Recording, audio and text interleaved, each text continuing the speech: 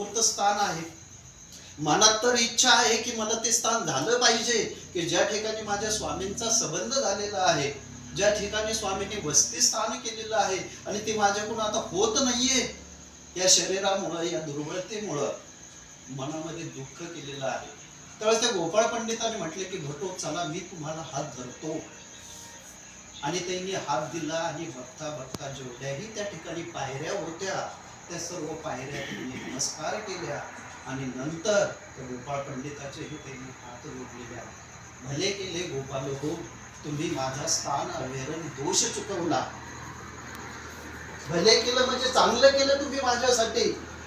जर तुम्ही मला जर हात जर नसता दिला तर आज मी एवढ्या पायऱ्या नमस्कार करू शकलो नसतो, हा चौकही मी नमस्कार करू शकलो नसतो, हे स्थानही मी नमस्कार करू शकलो नसतो.